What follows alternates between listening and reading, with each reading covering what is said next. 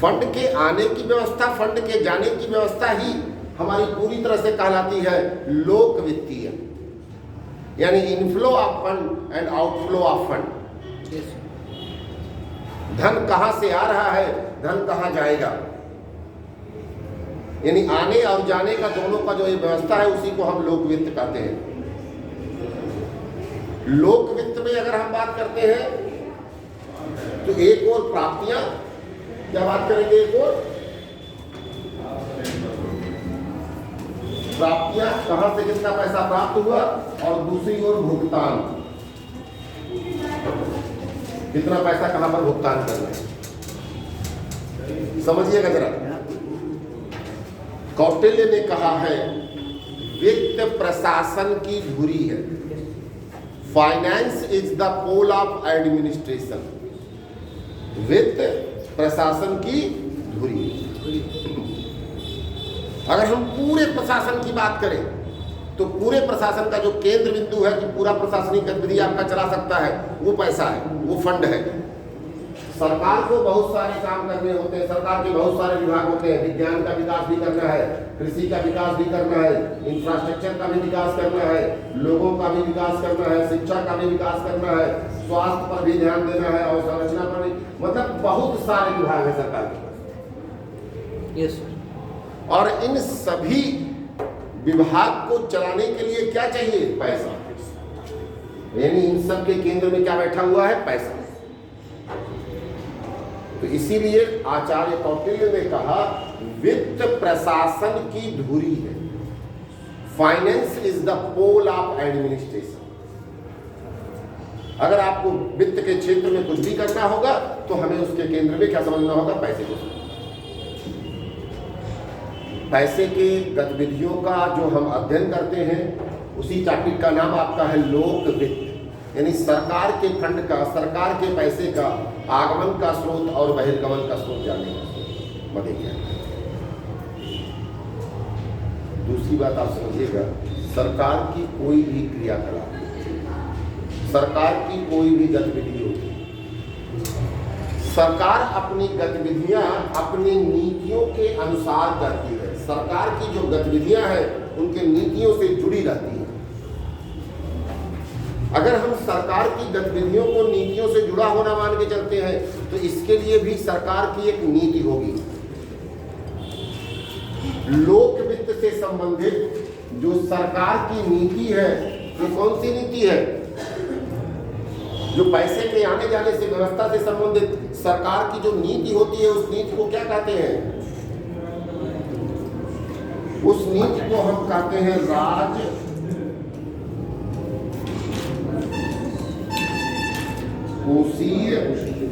नीति।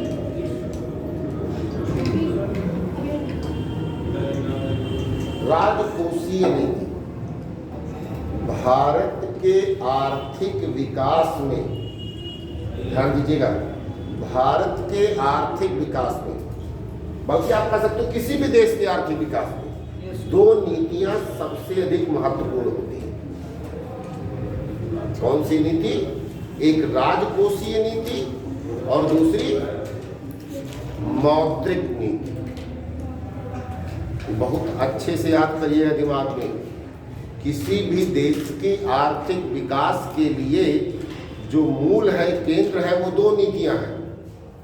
पहली राजकोषीय नीति, कहाँ से कितना पैसा आएगा, कहाँ पे कितना पैसा जाएगा, इसकी व्यवस्था की जो हम बात करेंगे, और दूसरी मौद्रिक नीति। आरबीआई मौद्रिक नीति जारी करती है और राजकोषीय नीति कौन जारी करता है, भारत की राजकोषीय नीति कौन जारी करता है, गवर्नमेंट। सर गवर्नमेंट तो करेगा, आम आदमी तो करेगा नहीं, नहीं ऐसा। वहां बात करेंगे वित्त मंत्रालय। कौन जारी करेगा, बजट कौन जारी करता है, सिंपल सी बात है। तो बजट ही तो आपका है ना। तो राजकोषीय नीति कौन बनाता है, वित्त मंत्रालय। सीधा सा प्रश्न आपसे एग्जाम में है। मौद्रिक नीति कौन जारी करता है, आरबीआई। बताया, यस। इतनी जल्दी भूलोगे तो कहां से काम चलेगा भाई। यानी मौद्रिक नीति कौन जारी करता है? RBI। और राजकोषीय नीति कौन जारी करेगा? अब इस राजकोषीय नीति में कौन कौन सी नीतियां जुड़ी हुई? इस राजकोषीय नीति के अंतर भी कई सारी नीतियां होंगी। सबसे पहले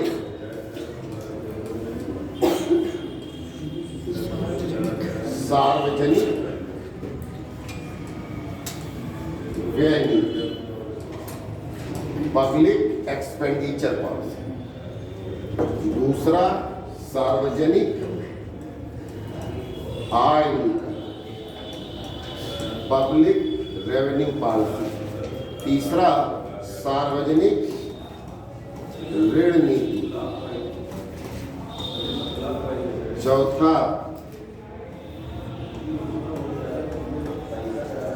ऋणार्थ प्रबंधन की नीति।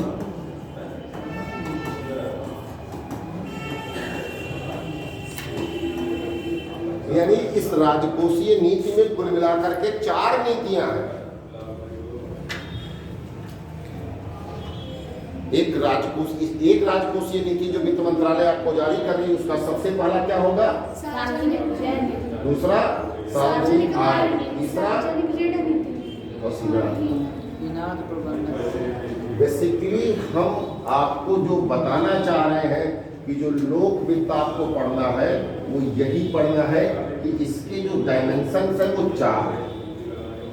यानी लोक वित्त का ये जो डायमेंशन आपको पढ़ना है, इसमें 4 नीतियों, सार्वजनिक आय नीति, सार्वजनिक व्यय नीति, सार्वजनिक ऋण नीति और ऋणार्थ प्रबंधन की नीति। अगर आपको ये 4 नीतियां समझ में आ गई तो फिर राजकोषीय नीति बन जाएगा, और राजकोषीय नीति आपको समझ में आ गई तो फिर क्या बन जाएगा? पब्लिक फाइनेंस, लोक वित्त। हम बजट में अक्सर सुनते हैं कि सरकार सार्वजनिक व्ययों को ज्यादा रखती है, सार्वजनिक आय को कम रखती है। विकासशील देश जितने भी हैं सब घाटे का बजट बनाते हैं। सुना होगा आप लोगों ने? जी सर। आखिर क्यों घाटे का बजट बनाते हैं भाई? क्या कारण है? घाटा क्यों दिखाते हैं सरकार? सब विकास के दौरान जो इन्वेस्टमेंट होता है उससे ये चीज़ें क्लियर नहीं होती कि हाँ उसमें जहाँ इन्वेस्ट हम करते हैं वहाँ पर वापस पैसा मिलेगा। सरकार इन्वेस्टमेंट जो करती है वो वापसी की बात तो नहीं वहाँ पर आ रही है, दूसरी बात हो रही, यहाँ तो खर्चा करने की बात हो रही है। तो जब आपको पता है कि हम एक और हमको खर्चा दिखाना है और एक और हमको आय दिखाना है, भाई एक और हमको प्राप्तियाँ कितनी हो रही हैं और दूसरी ओर हमारे पास भुगतान कितना हो रहा है, यही तो है ना। इन्हीं दोनों में संतुलन बना लीजिए भाई। हम कहते हैं कि भुगतान उतने करिए जितनी प्राप्तियां हो। अगर भुगतान और प्राप्तियां बराबर होंगी परिणाम क्या होगा? कभी घाटे में नहीं होंगे। तो सरकार जानबूझ के खर्चा ज्यादा करती है और आय कम रखती, क्यों ऐसा करती है? इसके पीछे क्या कारण है? सबसे पहले तो आपको जानना पड़ेगा, क्योंकि अगर ये जानोगे नहीं फिर आगे समझ में नहीं आएगा। हम जो आपको बताना चाहेंगे वो समझ में नहीं आएगा। देखिए, सरकार 3 प्रकार की होती है, समझिए तरीके से। विकासशील देशों की सरकार, विकसित देशों की सरकार और अल्प विकसित देश। अविकसित देश सब न प्रयोग करिएगा, क्योंकि नहीं पहले प्रयोग होता था। 10-20 साल पहले कामली लोग कहते थे अविकसित देश, तो अब हम किसी भी देश को अविकसित नहीं कहते, वो अल्प विकसित।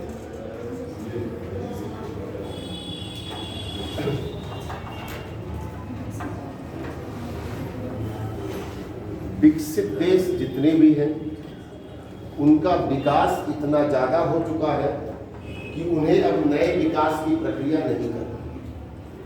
अगर कोई भी देश या जितने भी देश ऐसे हैं जहां विकास की प्रक्रिया नई नहीं करनी है, वो विकास कर चुके हैं, तो उन्हें विकसित देश कहते हैं। तो विकसित देशों का सार्वजनिक व्यय कम हो जाता है या उनका दूसरी क्षेत्र में विकास करना होता है। अब अमेरिका क्या हो रहा है? अंतरिक्ष में विकास कर रहा है,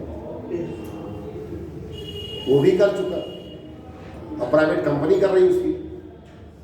जितना भारत का अंतरिक्ष का खर्चा उतना है, वहाँ की एक एलन मस्क साहब की कंपनी का खर्चा है। तो अब वो उस पराकाष्ठा पहुंच चुका है। रसा की भी यही कहानी है।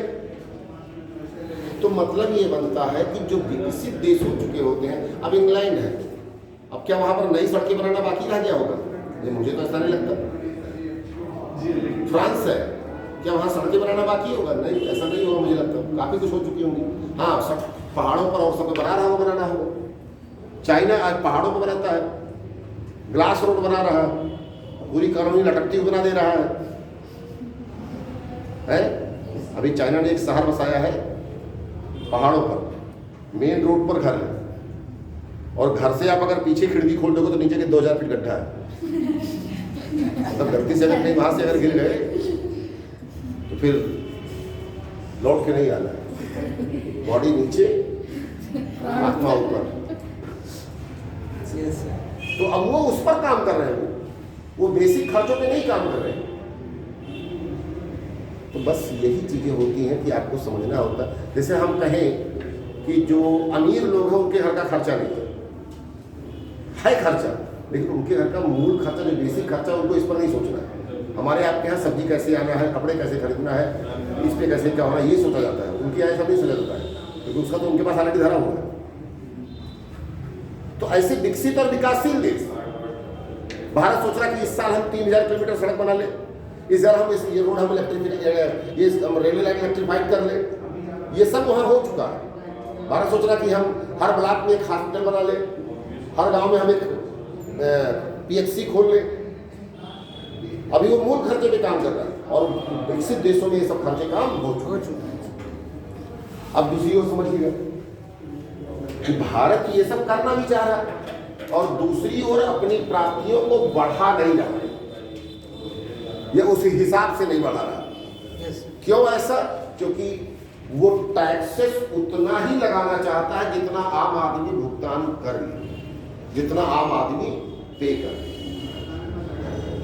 एक बड़ी अच्छी सी कहावत कही जाती है, पब्लिक फाइनेंस अगर कोई पढ़ा होगा तो बीकॉम या इकोनॉमिक्स में पब्लिक फाइनेंस पढ़ा है कोई नहीं? तो पब्लिक फाइनेंस में पढ़ाया जाता है, हम लोग पढ़ाया जाता था कि चिड़िए का पंख उतना ही नोचो कि वो फड़फड़ाए और चिल्लाए ना। मतलब आप चिड़िया खिला रहे हो और आपने कहा पंख नोचे पड़े, लोग यही करते हैं ना, और आपने इतना तेज हो जाए कि चिड़िया पे परेशान हो जाएगी। ऐसा लोग करते ही नहीं करते? कभी लोग कुछ लोग बच्चों को खिलाते हैं, बच्चों को खिलाते खिलाते उसका गाल पकड़ के इतना मोड़ देंगे, वो चेपो टेपो दूरदर्शन और ऑल इंडिया रेडियो सब शुरू हो जाता है उसका। तो भाई कैसा बच्चा खिला रहे हो? कुछ लोग होते कि नहीं होते? तो ये इसे बच्चा खिलाना नहीं करते, बच्चे को परेशान करना चाहते हैं। तो सरकार विकास करना चाह रही है, सरकार विकास करना चाह रही है, सरकार लोगों के विकास के लिए खर्च करना चाह रही है, और उस खर्च को पूरा करने के लिए प्राप्तियां चाहिए। अब पता चला उनके ऊपर इतना टैक्स लगा दिया कि वो देने नहीं चाहते, वो दंगा कर रहे हैं, विरोध कर रहे हैं, इतना टैक्स हम नहीं देंगे। तो ये भी संभव है। सरकार को देखना होता है, सरकार को जानना होता है कि अर्थव्यवस्था की प्रगति के लिए हमें क्या करना है, कैसे हम इकोनॉमी डेवलप करें। अभी कई सारे लोगों ने माननीय मोदी जी पर कमेंट किया कि जब GST घटाने का तो लगाया क्यों?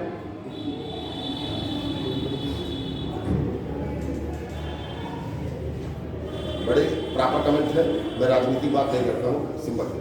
ऐसा देखा हो आपने? आदमी को पता कि एक दिन हमको मरने हैं, फिर पढ़े लिखे क्यों, नौकरी क्यों करें? भाई जन्म लेते ही इंतजार करना शुरू कर देंगे, अब तो मरना ही मरना है। भाई आपने टैक्स लगाया, आपने कलेक्शन किया, और जब वो कलेक्शन की अमाउंट इतनी ज़्यादा होने लगी कि नॉर्मल लकड़ी की सरकार के हम इससे अलावा कुछ कर सकते हैं, तो उसने टैक्स घटा दिया। ये कौन सी बात है कि लगाया और घटाया? क्यों किया, क्यों नहीं किया? तो ये सब बातें राजनीतिक बातें। तो सिंपल सी बात है कि सरकार पब्लिक से उतना ही कर लगाना चाहती है, या उतना ही कर लगाती है जिसका भुगतान करने में उन्हें कोई समस्या नहीं। दूसरी ओर अप्रत्यक्ष कर सरकार उतना ही लगाती है या वैसा ही लगाने का प्रयास करती है जिससे उद्योगों की प्रगति होती रहे। बाजार में अर्थव्यवस्था की प्रगति होती रहे, सेल और टर्नओवर होता रहे, जिससे जीडीपी बढ़े। क्योंकि सरकार को केवल टैक्स नहीं बढ़ाना है, सरकार को जीडीपी भी बढ़ाना है। देखिए, इकोनॉमी एक ऐसा एंगल है जिसका मतलब समझना एक एंगल से करोगे आप देखोगे, एक तरफ से आप देखोगे तो फिर नहीं कर पाओगे आप। जब उसको हर तरफ से ला करके आप मजबूत करोगे तभी आप कर पाओगे। जैसे घर की जो व्यवस्था हमारे आपके परिवारों में चलाता है, मान लीजिए आपके परिवार में जो घर की व्यवस्था चलाता होगा उससे 50 चीज़ें दिमाग में चलती होंगी। महीने भर में कहाँ से कितना पैसा आएगा, महीने भर में कहाँ से कितना पैसा जाएगा। वो परेशान हर महीने होता है और घर में कोई फंक्शन होता है तो भी खर्चा कर लेता है। आप अतिरिक्त कुछ मारते तो भी वो निकाल लेता है, उसका आखिर काट हो जाता है और कहने के लिए वो रोज परेशान होता है घर का मुखिया। यानी उसे व्यवस्था रिकरिंग एक्सपेंसेस की, नॉन रिकरिंग एक्सपेंसेस की, कंटिजेंसीज की, हर चीज तो है ना। फिर मान लीजिए आपका परिवार की व्यवस्था चल रहा, खर्चे के लिए परेशान है, आपने कहा कि कपड़ा खरीदा दो, पिताजी ने कहा नहीं खरीदेंगे, और तब तक पता चला शाम को किसी के घर में तबियत खराब हुई, हॉस्पिटल में भर्ती भी कराया, 50,000 खर्चा भी कर दिए। आपने कहा देखिए हमने कहा कपड़ा खरीद दो, कपड़ा नहीं खरीदना है, और कोई तबियत खराब हो तो 50,000 खर्च कर दिए। तो उनको क्योंकि पिताजी को ये पता था कि कपड़ा नहीं खरीदना है तो चल जाएगा काम, लेकिन अगर इलाज नहीं कराए तो दैट मीन्स उनके दिमाग में बहुत सारी चीज चलती है। ऐसे ही देश की वित्तीय व्यवस्था होती है। देखिए, वित्तीय व्यवस्था चाहे हमारे घर की हो और चाहे हमारे समाज की हो, चाहे हमारे देश की हो, हर स्तर पर ला करके आपको करनी है। यूक्रेन जैसा देश 3 साल से रूस से लड़ाई कर रही है, कर रहा है कि नहीं कर रहा? कर्जा लिए पड़ा है, लड़ाई किए पड़ा है, बम फोड़े पड़ा है। क्या जरूरत है उसको बम फोड़ने की? वहां पर और भी कर्जा लेकर। तो बात यही सब आती है कि आपको जब पड़ जाती है तो आपको करना पड़ता है, चाहे आप हो चाहे कोई भी। तो वित्तीय व्यवस्था यही होती है कि एक ओर हमें खर्चों को देखना है, दूसरी ओर हमें प्राप्तियों को देखना है, और फिर इनको बैलेंस करना है। और जब इन खर्चों और प्राप्तियों में डिफरेंस होगा तो हमें क्या करना है? पिछले 80 सालों से नहीं करते चले जा रहे हैं, 70 सालों से, 78 सालों से, आजादी के बाद से लगातार हमारे यहाँ लोन लिया जा रहा है। हमारी लोन का आलम यह है साहब कि हम 10 लाख करोड़ रुपया तो केवल ब्याज देते हैं हर साल। 10 लाख करोड़ रुपए केवल ब्याज का भुगतान करते हैं। लोन कितना होगा भगवान ही बनाए।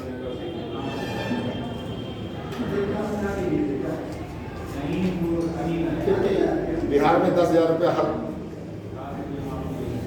महिलाओं को बांटा जा रहा है, कहीं पर कुछ बांटा जा रहा है, कहीं पर खाद्यान्न फिर भी बांटा जा रहा है,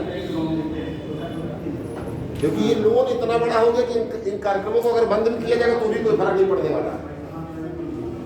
ये भी चलता रहे, वो भी चलता रहे, बांटे रहो, आबादी भी कुछ रहे, वोट तो देते रहे।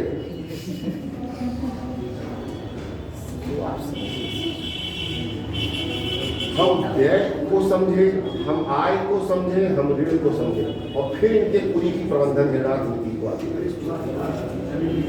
इन्हीं पूरी बातों को हम समझाने का प्रयास करेंगे आपको इस राजकोषीय नीति। 1-2 लाइन में नोट कर लीजिएगा ताकि हेडिंग आपको पूरा रहे। ज्यादा दिखाने का बात नहीं है। यहाँ पर सबसे पहले लिखिएगा लोक वित्त, पब्लिक फाइनेंस।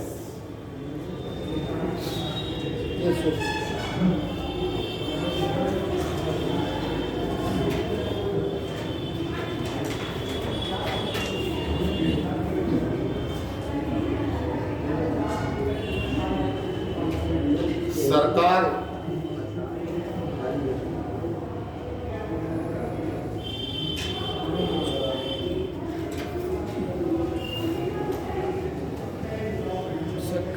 ऐसे लिखिएगा, सरकार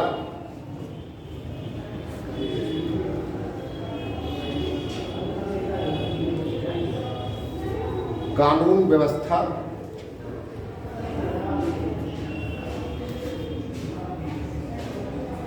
सरकार कानून व्यवस्था, विकास और कल्याण के लिए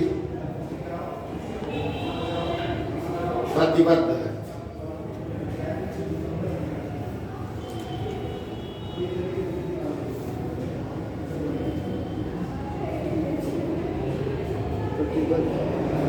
जिसकी प्रतिपूर्ति के लिए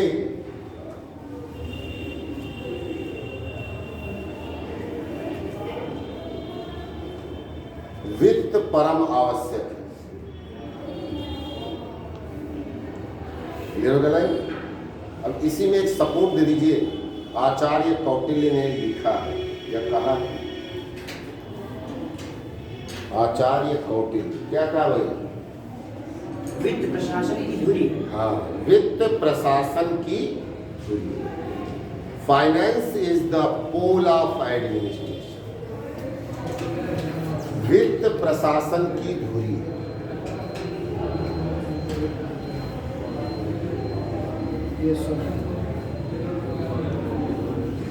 फिर इसी में लिखेगा सरकार, या लाइन चेंज करके लिखेगा सरकार के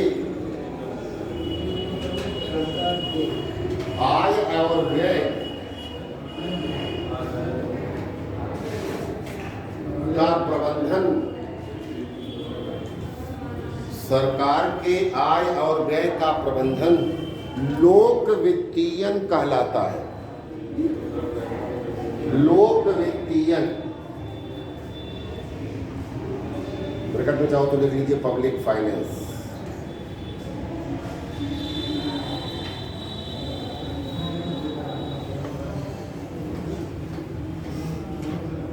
जिसे साधारण भाषा में या बोलचाल की भाषा में बजट कहते हैं।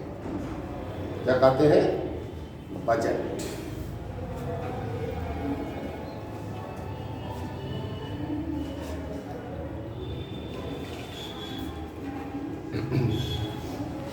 फिर लाइन चेंज करके लिखिएगा। सरकार के वित्तीय प्रबंधन के लिए, सरकार के वित्तीय प्रबंधन के लिए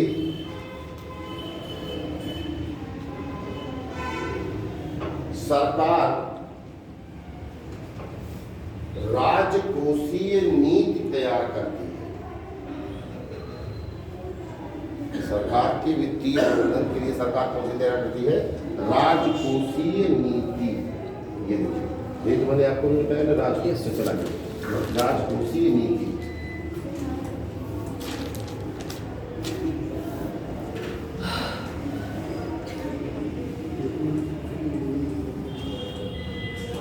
कौन सी नीति तैयार करती है? राजकोषीय नीति तैयार, ठीक है ना, राजकोषीय। तो यानी सरकार कौन सी नीति बनाती है? राजकोषीय। यह नीति वित्त मंत्रालय के द्वारा तैयार किया जाता है।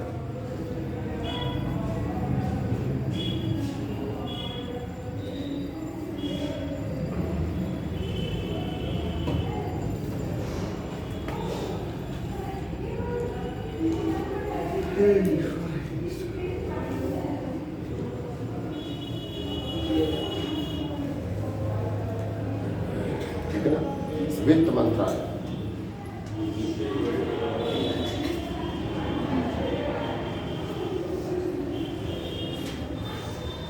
अब लिखिएगा इस लाइन चेंज करके, राजकोषीय नीति के अंतर्गत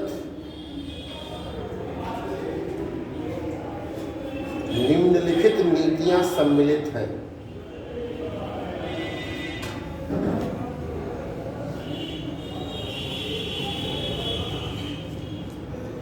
कौन कौन सी नीति सम्मिलित है भाई? नंबर 1, सार्वजनिक व्यय नीति, पब्लिक एक्सपेंडिचर पॉलिसी।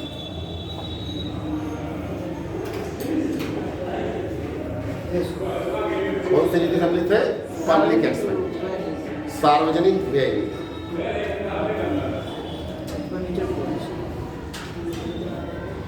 डैश करके केवल एक लाइन लिखिएगा, इस नीति के अंतर्गत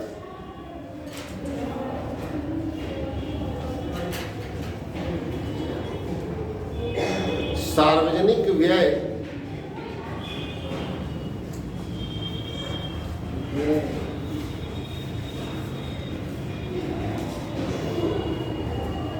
के मदों पर विचार किया जाता है। इस नीति के अंतर्गत सार्वजनिक व्यय के मदों पर विचार किया जाता है, आइटम्स, किस पर व्यय करना है, किस पर नहीं।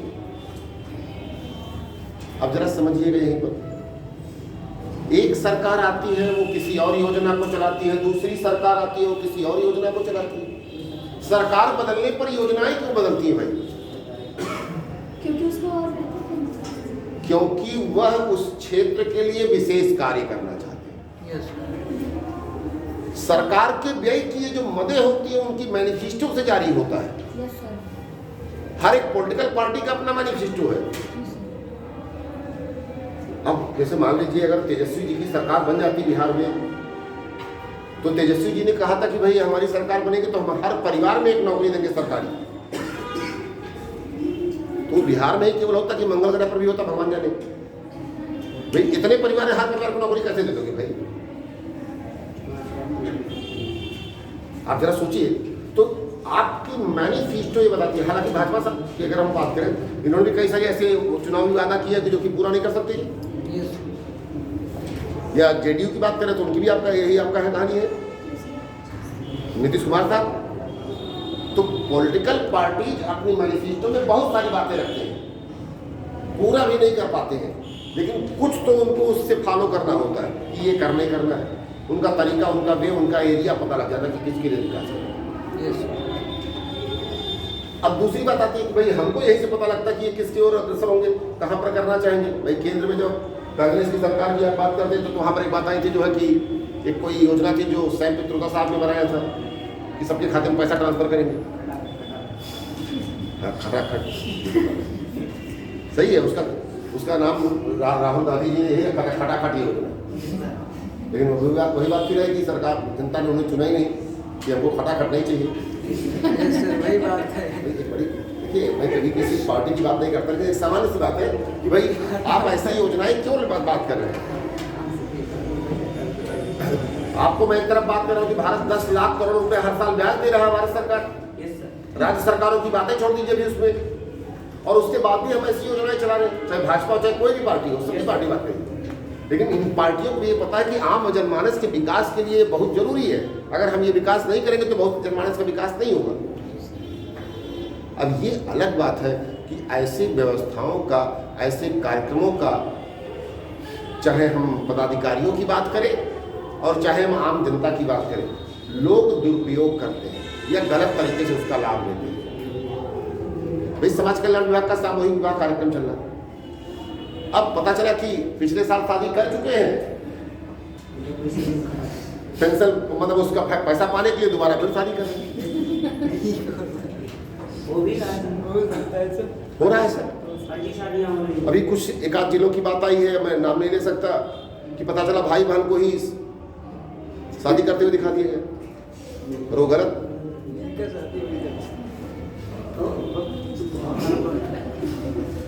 तो मतलब ही बनता है कि ऐसे भी। दूसरी ओर देखिए खाद्यान्न योजना, राशन मिल रहा है फ्री का। अब बीपीएल परिवार का राशन एपीएल ले रहा है। अब कुछ भी हो रहा, वेरिफिकेशन हो रहा, सुधार हो रहा, परिवर्तन हो रहा, हर जिले से नाम काटे जा रहे हैं, लेकिन फिर भी अभी भी बना हुआ है। तो लोग उसका दुरुपयोग कर सकते हैं, लेकिन सरकार का जो मूल उद्देश्य है वो यही है कि आम जनमानस को लाभ मिले, उस दुर्बल वर्ग को लाभ मिले, उस गरीब की कन्या का विवाह हो सके, जिसके विवाह के लिए बहुत समस्याएं हैं जो नहीं करना पड़ती। तो मतलब ये बना कि हम उस योजना को नहीं गलत कर सकते, उसको कैसे लोग प्रयोग कर रहे हैं, उसको कैसे लोग कर रहे हैं, इस पर बात आती है। तो यानी सार्वजनिक व्यय की जो नीति होती है वो उस पॉलिटिकल पार्टी के मैनिफेस्टो से गवर्न होता है। हमें उसको देख करके समझ में आता है कि ये सरकार क्या करेगी, ये सरकार किस दिशा में आगे बढ़ेगी, ये वहीं से गवर्न होता है।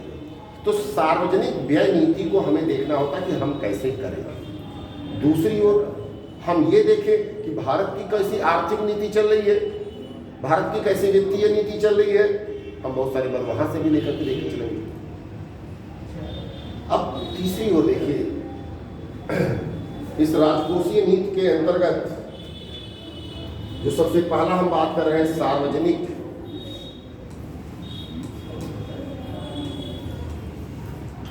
व्यय नीति। सार्वजनिक व्यय, ठीक है ना। सार्वजनिक व्यय जो होते हैं वो दो प्रकार से होते हैं। सार्वजनिक व्यय जो होते हैं वो दो प्रकार से, इनका वर्गीकरण भी हम दो दिशाओं में करेंगे, दो यहाँ पर करेंगे, दो यहाँ पर। पहला होता है हमारा जो पब्लिक एक्सपेंडिचर करना होता है, कुछ ऐसे व्यय होते हैं जिनके लिए योजना नहीं बनानी,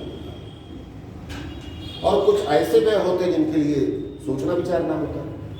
तो जिनके लिए सोचना विचारना होता है उन्हें हम कहते हैं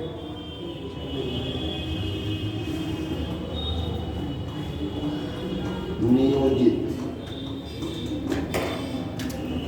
या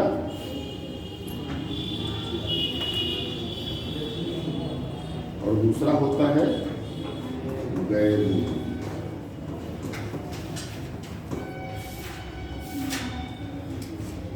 अब जरा बताइए नियोजित और गैर नियोजित में क्या अंतर है? अंतर यही जो मैंने भी आपसे बताया कि इन खर्चों को करने के पहले सरकार को विचार करना है कि उसे खर्च करे या ना करे, लेकिन इन खर्चों को खर्च करने के पहले सरकार को कोई विचार नहीं करना, इसे खर्च करना ही करना। ये बात को बिल्कुल ध्यान दीजिएगा। ऐसे खर्चों को कोई विचार नहीं करना है जो गैर नियोजित होंगे, चाहे वो हमारे आपके हो और चाहे सरकार के हो, सभी के व्यय ऐसे होते हैं। पारिवारिक दायित्व में भी यही कहानी होगी।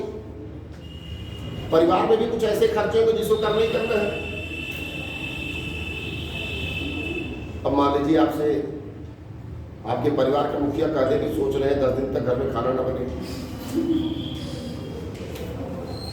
भाई पैसा नहीं है, 10 दिन तक खाना नहीं बनेगा, क्या होगा?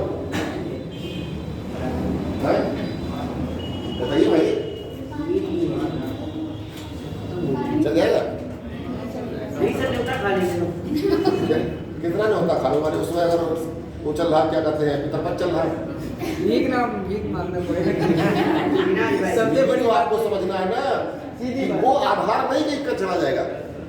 कुछ चीजें ऐसे हैं, कुछ खर्चे ऐसे हैं जहां पर आपको एक्सपेंस करना ही करना है, उसे आप अवॉइड और टाल नहीं पाओगे।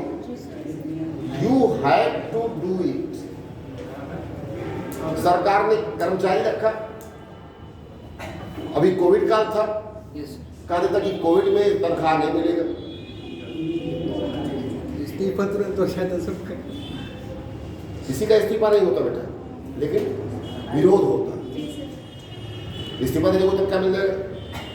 हाँ, तो भी कुछ नहीं, लेकिन विरोध होता। तो यानी या आज भी अगर मान लीजिए सरकार का सोच रहे 3 महीने सैलरी नहीं देंगे, क्या होगा? विरोध होगा।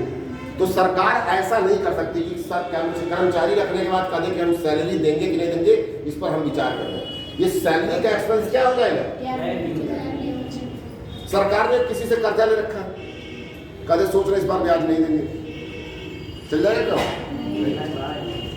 तो ऐसे सभी लिखना चाहे तो मैं नोट कर लीजिएगा, गैर नियोजित व्यय, ऐसे सभी व्यय, ऐसे सभी व्यय जो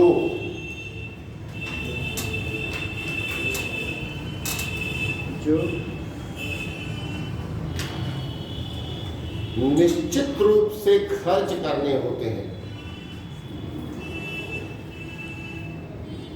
उनके लिए योजना नहीं बनाना होता है। ऐसे सभी व्यय जो निश्चित रूप से खर्च करने होते हैं, उनके लिए योजना नहीं बनाना होता है।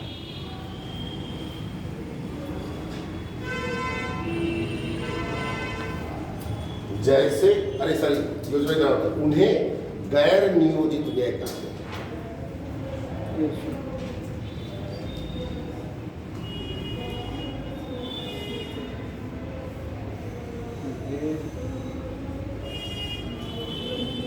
उन्हें गैर नियोजित व्यय कहते हैं। बहस करके लिख लीजिए, जैसे ब्याज भुगतान, वेतन भुगतान,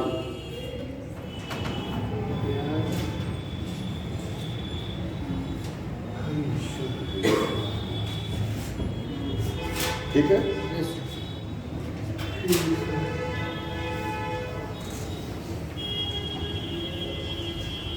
अब इसकी नियोजित व्यय या हाँ नियोजित व्यय स्कीम्ड एक्सपेंडिचर कहते हैं। स्कीम उसे नॉन स्कीम और इसे स्कीम कहते हैं। इंग्लिश में वे सभी व्यय जिन्हें खर्च करने के लिए सरकार कार्यक्रम बनाती है।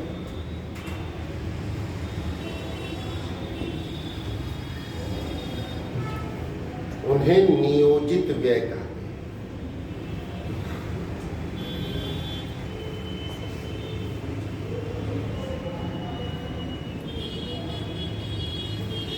जैसे पीएम आवास योजना,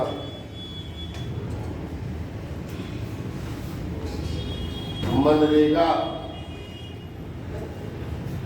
पीएम आवास, मनरेगा, पीएम उज्ज्वला, ये सब जितने भी हैं सब ऐसे, ठीक है ना। ये आपके दो प्रकार के व्यय हो गए, इनमें आपका ही। अब दूसरा लिखिएगा दूसरी ओर, अगर हम दूसरी जो क्लासिफिकेशन करते हैं उसे कहते हैं राजस्व व्यय।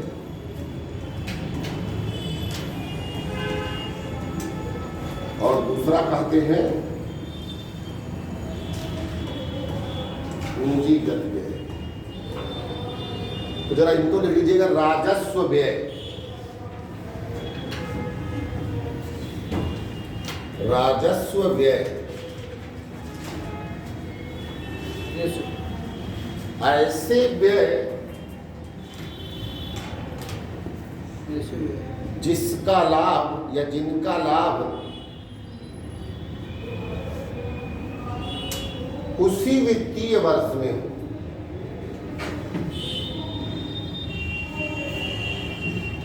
इसका लाभ उसी वित्तीय वर्ष में हो, यस उन्हें राजस्व व्यय कहते हैं। जैसे ब्याज का भुगतान, वेतन का भुगतान,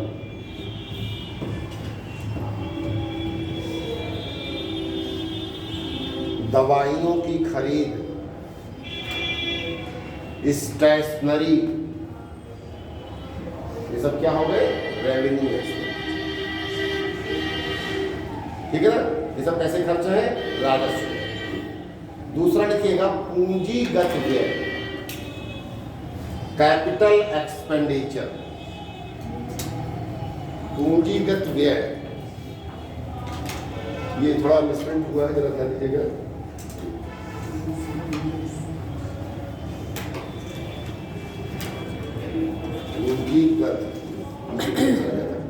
पूंजीगत व्यय वे सभी व्यय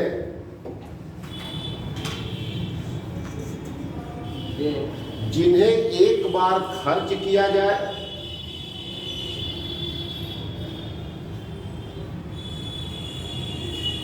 और उनका लाभ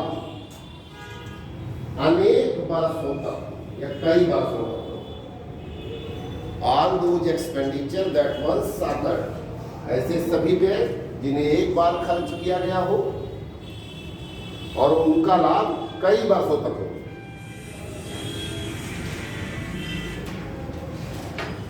उन्हें पूंजीगत व्यय कहते हैं।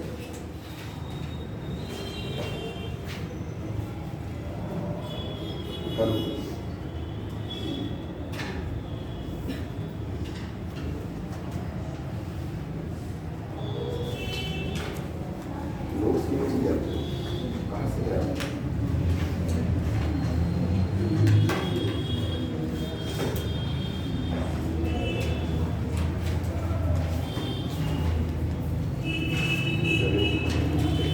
आप अगर विजिट करते हो तो इधर विजिट करिए तो बात क्या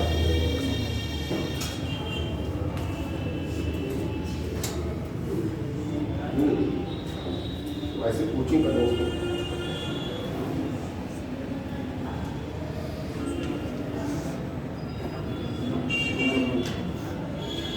किसी की बात करें हिंदी के और गूगल के वो आप कर लीजिए करेंगे तभी मिल पाएगा। हम लोग ऐसे भी देते नहीं है, अगर आपको जरूरत हो तो मिल जाएगा, पे करेंगे तभी रहेगा, लेकिन बात करेंगे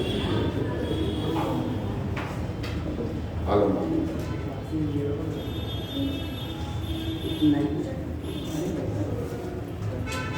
तो क्या बताया था आपको जो है कि ऐसे सभी में are those expenses they once occur एक बार खर्च किए गए हो और उनका लाभ कई वित्तीय वर्षों यस कि आपने एक बार उन्हें खर्च किया और उसका लाभ क्या हो रहा है कई वित्तीय वर्षों।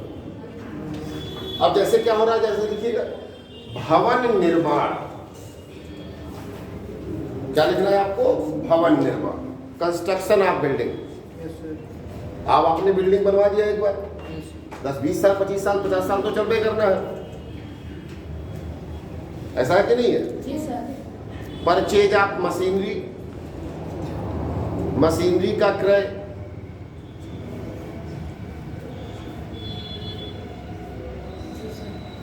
सड़क निर्माण।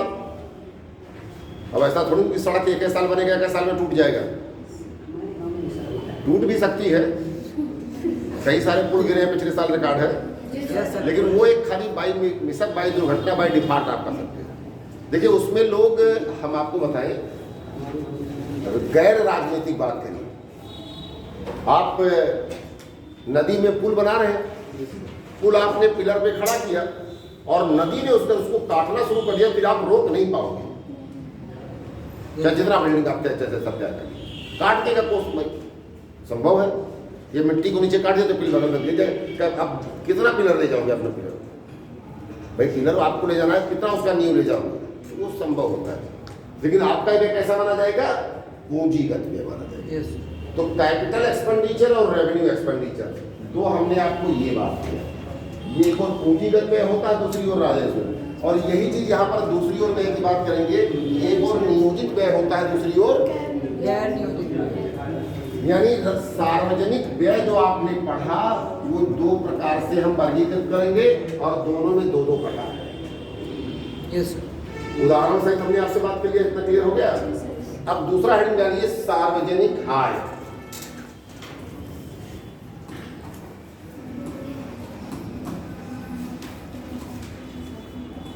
सार्वजनिक आय, ठीक है। अब यहां पर भी आपको दो तरीके होंगे, दो बार वर्गीकरण होगा। एक और हम बात करेंगे राजस्व प्राप्ति,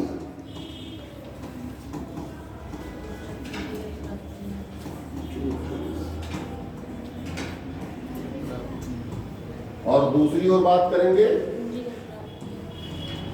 पूंजीगत प्राप्तियां।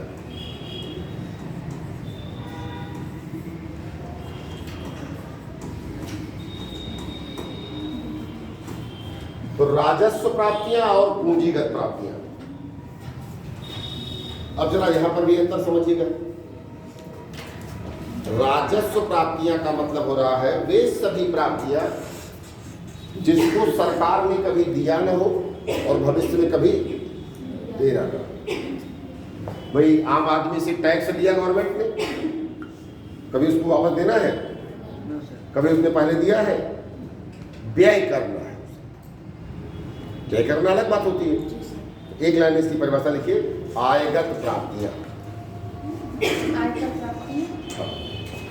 आयगत प्राप्तियां सरकार की वे सभी प्राप्तियां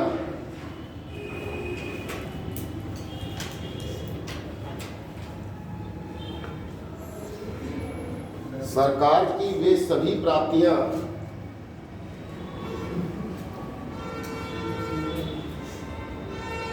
जिसका सरकार को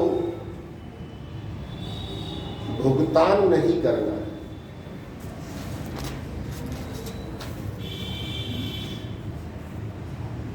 ना कभी पहले किया है।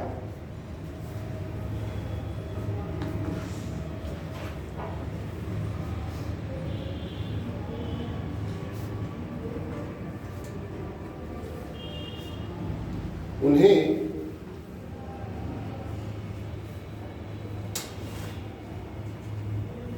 आयगत प्राप्तियां कहते हैं।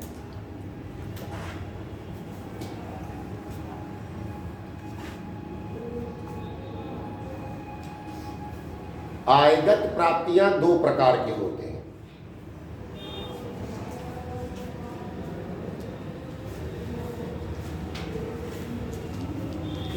नंबर 1, कर राजस्व।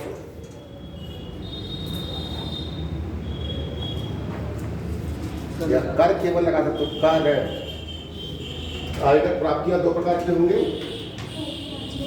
कर राजस्व, दूसरा कर क्या होता भाई? टैक्स। टैक्स। टैक्स, क्या मतलब हुआ? कैसे आपको ये टैक्स? प्रत्यक्ष कर, अप्रत्यक्ष कर। उदाहरण बात बताइए, कर का मतलब क्या होता है? कर की एक परिभाषा बता दीजिए। सर किसी भी वस्तु को खरीदने के लिए जो मूल्य लगता है उसे हम कर कहते हैं। मूल्य को कर दोगे आप? क्या बात है? लगता है वो होता है, लेकिन उस पर जो अतिरिक्त शुल्क होता है। अग्रिम और बाद की बात छोड़ दीजिए आप। आयकर भी तो होता है, Yes. वस्तु है ही नहीं होती, कर तो वहां पर भी है ना। Yes sir. लिखिएगा क्या परिभाषा? ये संतुलित परिभाषा बोलना सीखिए। लिखिएगा क्या परिभाषा? कर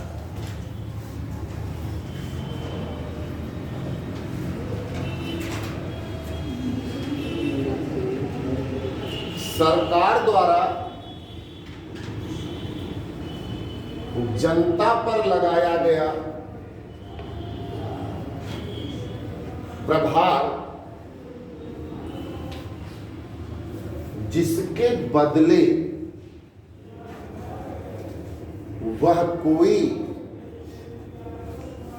प्रत्यक्ष सेवा नहीं देता है।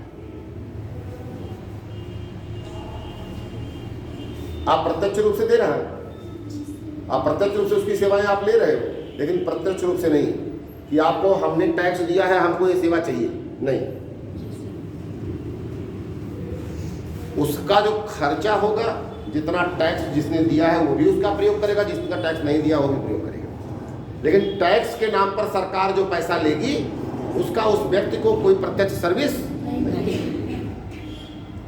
तो सरकार द्वारा लगाया गया हुआ प्रभार, जिसके बदले में सरकार उस व्यक्ति को कोई प्रत्यक्ष सेवा नहीं देती, उसे कर कहते हैं। अब आप इसके बाद कहोगे कर दो प्रकार के, प्रत्यक्ष। या कर के प्रकार लिख दीजिए, आगे लिखा दीजिए। कर के प्रकार, टाइप ऑफ टैक्सेस।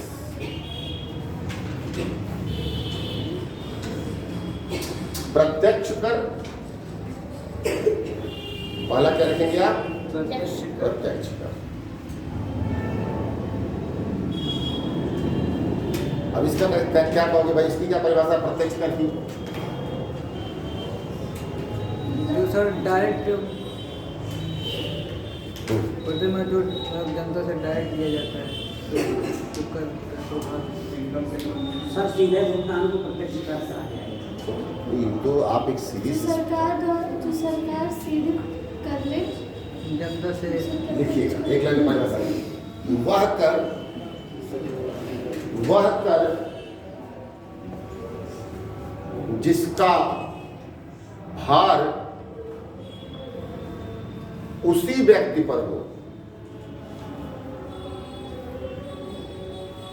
जिसके ऊपर लगाया गया है।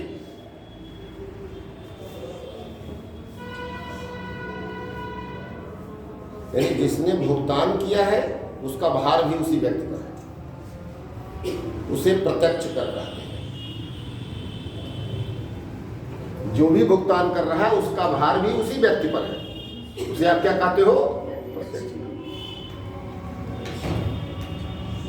और दूसरी ओर क्या कहोगे भाई? प्रत्यक्ष कर के उदाहरण भी लिख लीजिए पहले। प्रत्यक्ष कर का उदाहरण कौन सा है भारत में? अब देखिए, एक छोटी सी बात पहले समझिए। कर 3 प्रकार की सरकारें लगाती हैं, केंद्र की सरकार, राज्य की सरकार और स्थानीय सरकार। 3 सरकारें कर लगाती हैं। प्रत्यक्ष कर की बात करोगे तो राज्य सरकार कोई भी अप्रत्यक्ष कर नहीं लगा रहा है, वो स्टेट ड्यूटी और सब लगाता है, छोटे मोटे नॉर्मल कर लगाता है। केंद्र सरकार जो प्रत्यक्ष कर लगाती है उसका नाम है आयकर और दूसरा नाम है निगम कर। तो आयकर और निगम कर प्रत्यक्ष कर के उदाहरण है, नोट करिएगा।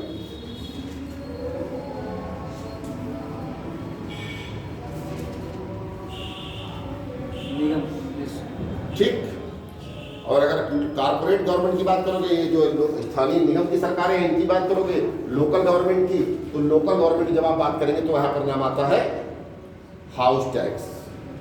हाउस टैक्स जिसको लगाना होता है उसी तो उसका भुगतान करता है और वही उसके व्यवहार करता है। वाटर टैक्स, तो हाउस टैक्स, वाटर टैक्स, ऐसे बहुत सारे हैं। ठीक, अब लिखिएगा अप्रत्यक्ष कर, इनडायरेक्ट टैक्स।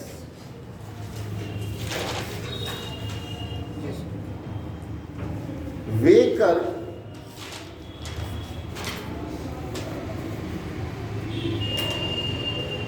जिसका भुगतान एक व्यक्ति करता है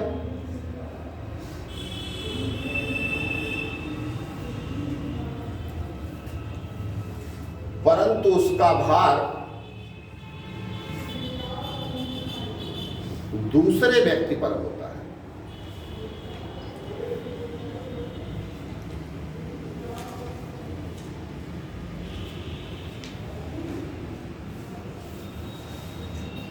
जैसे जीएसटी, जीएसटी का भुगतान कौन करता है? व्यापारी करता है। भाई जीएसटी जो मैन्युफैक्चरर था, मैन्युफैक्चरर ने वस्तु को बनाया, जीएसटी पे कर दिया। सबसे पहले जीएसटी कितने पे किया? मैन्युफैक्चर। जो वस्तु का उत्पादक था उसने बनाया और जीएसटी लगा दिया। किससे वसूल लिया उसने? सीएनडर से। हर राज्य का जो सीएनडर बैठा हुआ उससे उसने वसूल लिया। अब सीएनडर ने भी कुछ और जीएसटी पे किया, किससे वसूल लिया? डिस्ट्रीब्यूटर से। डिस्ट्रीब्यूटर ने भी कुछ और जीएसटी पे किया, कुल मिला के किससे वसूल लिया? होलसेलर से। होलसेलर ने किसको बेचा? रिटेलर को। रिटेलर ने भी जीएसटी पे किया, कुल मिला के किससे वसूल लिया? कंज्यूमर से। यानी सब लोग पे करते गए और अल्टीमेट वसूलते किससे चले गए? और सबसे अंतिम में भुगतान किसको करना पड़ रहा? कंज्यूमर। कंज्यूमर कुछ भी डायरेक्टली नहीं पे किया, लेकिन सारा भार उसी के ऊपर। तो ऐसे कर को हम कहते हैं अप्रत्यक्ष। अब एक प्रश्न बनता है मेंस के लेवल पर आपके कि हम प्रत्यक्ष कर को बढ़ाएं या अप्रत्यक्ष कर, डायरेक्ट टैक्स को बढ़ाएं या इनडायरेक्ट टैक्स। ये भारत में एक बड़ा चर्चा का विषय हमेशा आता है कि प्रत्यक्ष कर को बढ़ाया जाए कि अप्रत्यक्ष कर। तो दूसरी ओर सरकार की आज सबसे खास बात है कि वो प्रत्यक्ष कर भी लगातार घटा रहे हैं और अप्रत्यक्ष कर भी लगातार घटा रहे हैं। भाई आयकर भी लगातार देखिए बढ़ रहा था। कभी 1 लाख रुपया इनकम एग्जाम्प्ट होता था, फिर 2 लाख रुपया इनकम एग्जाम्प्ट हुआ, फिर 5 लाख रुपया इनकम एग्जाम्प्ट हुआ, आज 12 लाख रुपया इनकम एग्जाम्प्ट हो गया है, नहीं है? टैक्सेशन की रेट तो लगभग वही बात बढ़ती करती रहती है, बस वही 10, 20, 30। 30 मैक्सिमम है। यूएसए में आप चले जाइए 50% मैक्सिमम टैक्स है, 50% टैक्स। यूएसए का जो कॉर्पोरेट टैक्स रेट है 50%, भारत का जो कॉर्पोरेट टैक्स रेट है वो 30%। तो टैक्सेशन रेट सिस्टम बहुत सारी चीजें यहाँ पर आपको समझना। तो एक आपको प्रत्यक्ष कर, दूसरा आपको अप्रत्यक्ष कर, ये क्लियर है? Yes sir. कर का कुछ और भी प्रकार पढ़ना होता है, वो टैक्सेशन सिस्टम में पढ़ाया जाता है, जैसे प्रगतिशील कर, प्रतिगामी कर, औसत कर, ये भी एक कर 14-3 और लिख लीजिए, हेडिंग डालिए खाली। प्रगतिशील कर, प्रगतिशील कर, प्रोग्रेसिव टैक्स, जिसमें कर की दर बढ़ती जाए या मात्रा के बढ़ने पर कर की दर बढ़ती जाए। जिसमें मात्रा के बढ़ जाने पर कर की दर बढ़ जाए। भारत में कोई टैक्स ऐसा है जो प्रोग्रेसिव है? Income tax. आयकर क्या है? प्रगतिशील। यदि मैंने आपसे कहा ना 12 लाख रुपए तक का शून्य, फिर अगले 5 लाख रुपए पर 10%, अगले उसके 5 लाख पे 20%, फिर उसके अगले पे जितने बढ़ेगा 30%। तो ये क्या हो गया? प्रगतिशील हुआ कि नहीं हुआ? अब आपसे क्वेश्चन सिंपल से ही बनेगा, प्रगतिशील कर का उदाहरण है, क्या लगाना है? आयकर। दूसरा लिखिए प्रतिगामी कर, रिग्रेसिव, प्रतिगामी, प्रतिगामी कर। ये प्रतिगामी क्या होता है भाई? जिसमें मात्रा के बढ़ने पर कर की दर घट जाए, जिसमें मात्रा के बढ़ने पर कर की दर घट जाए। अब भारत में ऐसा कोई कर नहीं। अब दोनों में जरा समझिएगा एक संतुलन। जो प्रगतिशील कर है, प्रोग्रेसिव टैक्स है, तो यह कर चोरी को बढ़ाता है। जहां प्रगतिशील कर है वहां कर चोरी है। कर चोरी का सबसे बड़ा कारण होता है। भाई जब आपसे कहा गया कि 5 लाख की इनकम दिखाओगे तो कोई टैक्स नहीं पड़ेगा। हमने कहा 12 लाख रुपया हो गया, 12 लाख तक का दिखाया आपने, कोई टैक्स नहीं पड़ा। आपने 13 लाख दिखाया तो तुरंत टैक्स पड़ गया। अब आप क्या कहोगे, भैया 1 लाख कम दिखाओ, कौन सा, और सरकारी सैलरी है तो व्यापारी क्या करता है, कम टैक्स दिखाता है। अब अगर दूसरा होता कि 10 लाख दिखाओगे तो 20% पड़ेगा, 15 लाख दिखाओगे 10% पड़ेगा, तब क्या होता, कहता यार 20 लाख दिखाओ। यस यस कर चोरी नहीं होता फिर वहां पर ना। भाई तो सरकार के ऊपर है कि आप प्रोग्रेसिव टैक्स ले रहे हो कि रिप्रोग्रेसिव, रिग्रेसिव, प्रगतिशील ले रहे हो कि प्रतिगामी। और तीसरा कर की दर होता है औसत कर दर, एवरेज टैक्स। ना तो प्रगतिशील हो ना तो कर की वह प्रकार, कर की वह प्रकार जिसमें कर की दर अपरिवर्तित रहे। कर का वह प्रकार जिसमें कर की दर अपरिवर्तित रहे,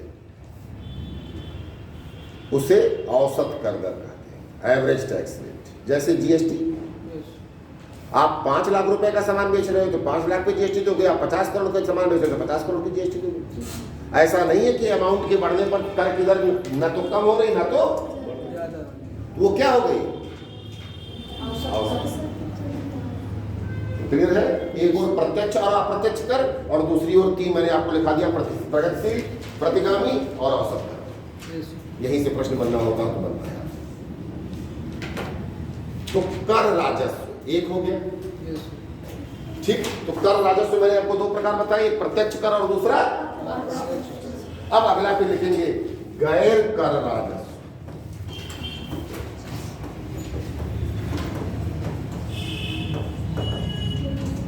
नॉन टैक्स रेवेन्यू।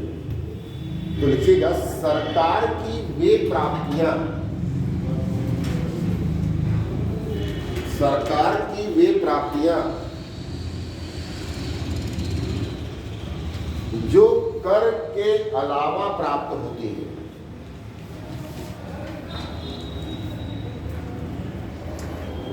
उन्हें गैर कर प्राप्तियां कहते हैं। कर के अलावा उन्हें गैर कर राजस्व कहते हैं।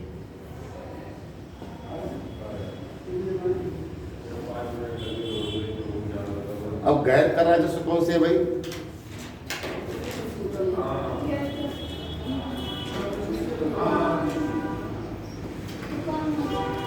गैर कर राजस्व कैसे है, सरकारी उपक्रम से लाभ, बहस करके लिखिएगा, सरकारी उपक्रम से लाभ या सार्वजनिक उपक्रम से लाभ। सरकार कई सारे पब्लिक सेक्टर अभी सार्वजनिक उपक्रम मैंने आपको पढ़ाया, गेल, भेल, सेल, रेल, यहाँ से सरकार कुछ पैसा कमाती है कि नहीं कमाती है, तो वो क्या है, गैर कर राजस्व। विभागीय उपक्रम से लाभ, विभागीय उपक्रम से प्राप्तियां होने लाभ हो रहा। इसके बाद शुल्क की वसूली, कई सारे शुल्क लेती है सरकार।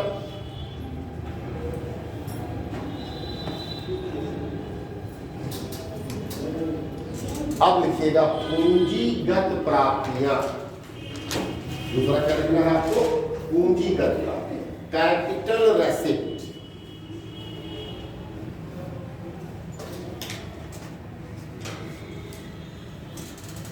कैपिटल रेसिप्ट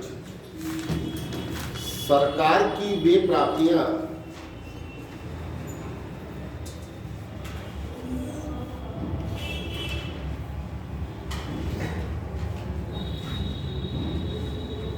जिसे आगे चलकर भुगतान करना हो,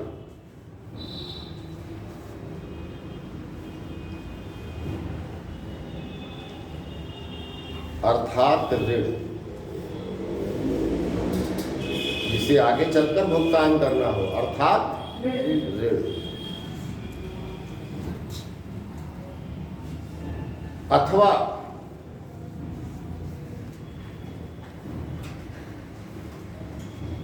संपत्ति की बिक्री,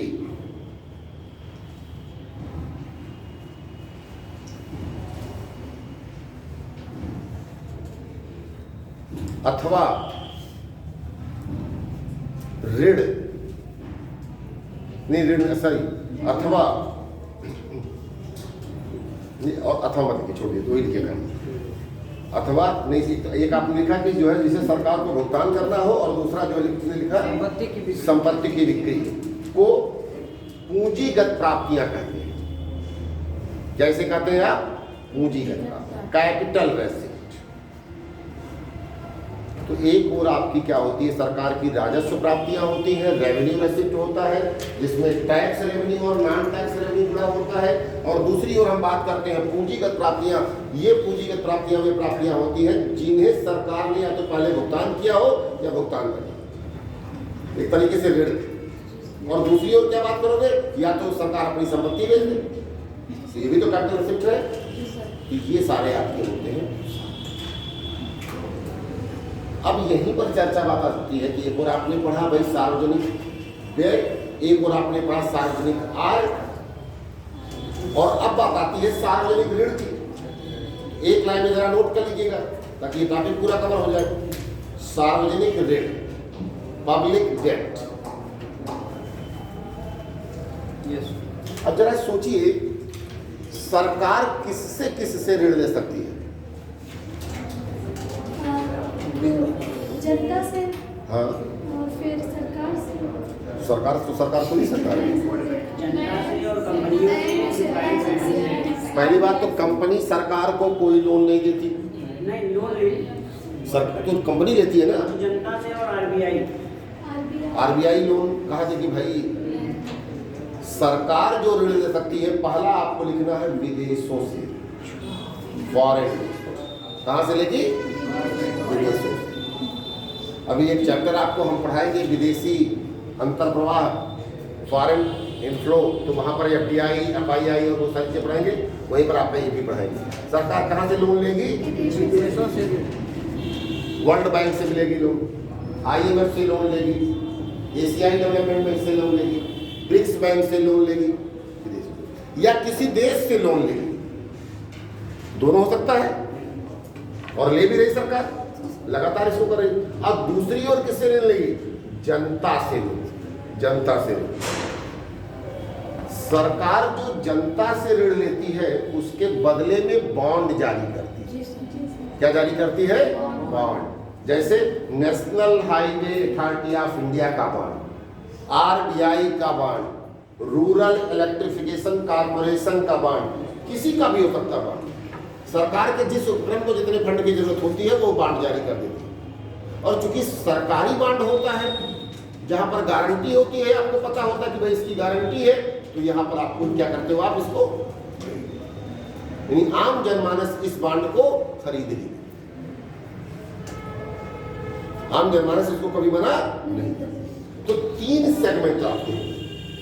अब जरा चौथा समझिए। इसे कई बार ये परिस्थितियां बनती है कि सरकार व्यय ज्यादा कर रही है, आय कम हो रहा है, और लोन वो नहीं लेना चाह रही है।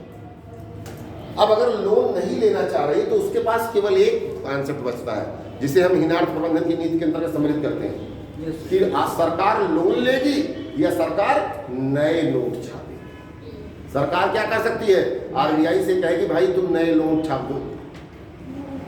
हिनार्थ प्रबंधन की नीति के अंतर्गत ये भी आता है। और भारत सरकार क्या करवाएगी? नए नोट छपवा लेगी। और आरबीआई से नोट खरीदेगी, और आरबीआई को इस पर प्रॉफिट भी होता है। अभी आपका पिछले साल का आईएएस का क्वेश्चन यही था, 2025 नहीं 24 के प्री का क्वेश्चन था ये, नहीं 25 में ही, हाँ सर इसी साल में 2025 के आईएएस के प्री का क्वेश्चन था कि आरबीआई को लाभ कहाँ कहाँ से होता है। उसमें से एक था नोट निर्गमन से भी, यहाँ से भी नोट आरबीआई नोट छपवाती है, 2 रुपये 3 रुपये खर्चा आया, 10 रुपये सरकार को भेज देती है। तो सरकार नए नोट भी छपवाती है हीनार्थ प्रबंधन की नीति के अंतर्गत। तो चाहे वह नए नोट छपवाएगी और चाहे वह पब्लिक से ऋण देगी। लेकिन अब ये बात आती है कि नए नोट हम छपवाएं कि पब्लिक से लोन दे, ये डिपेंड करता है कि हमारे देश की मुद्रास्फीति कैसी चल रही है। जी सर।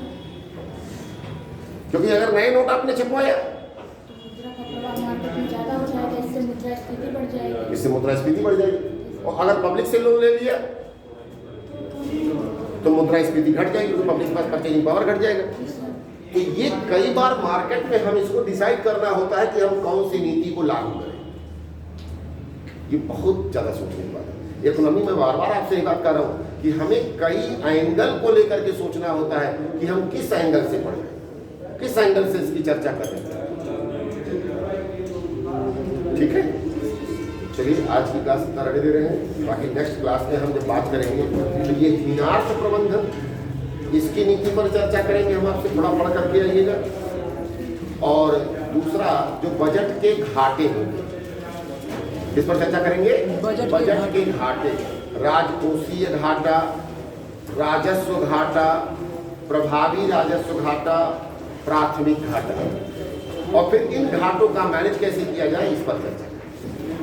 एक क्लास में इसको खत्म करना रहेगा, खत्म करेंगे।